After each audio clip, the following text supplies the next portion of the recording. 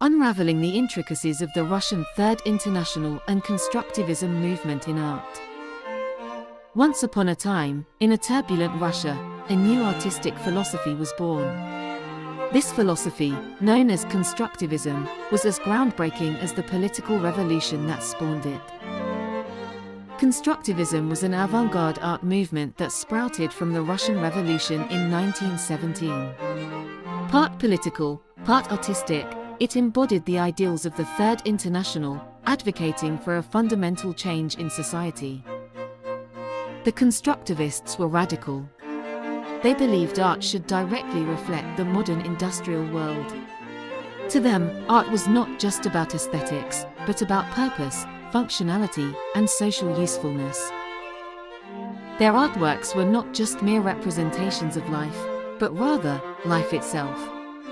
They used everyday materials like steel, glass, and plastic to create abstract sculptures, architectural structures, and graphics that served a practical purpose.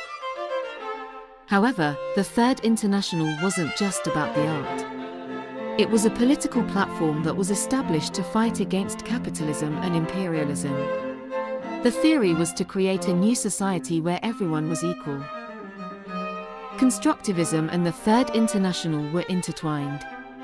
The artists were deeply inspired by the revolutionary spirit of the time, and their work reflected the aims of the Third International.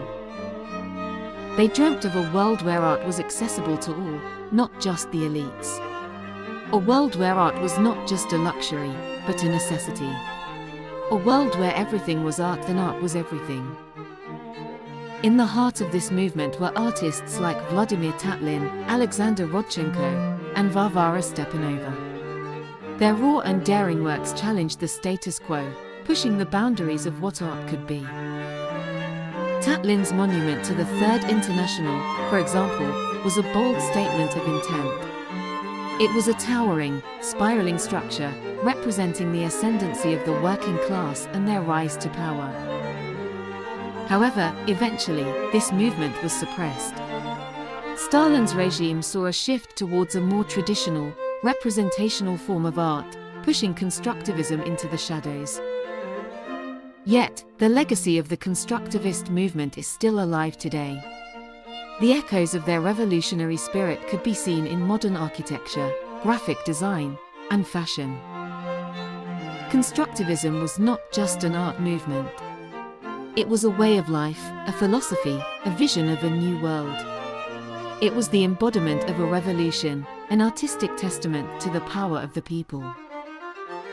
So, the next time you look at a piece of modern art or architecture, take a moment to appreciate the constructivist ideals that may have shaped it.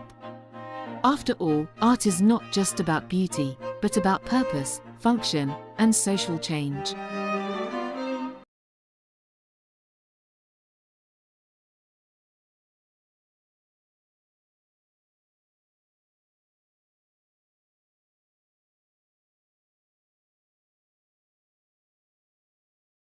In a world once cloaked in shadows of misinformation, the red triangle emerged. A potent symbol of propaganda, it silently shouted political doctrines, swaying masses and whispering secrets of power.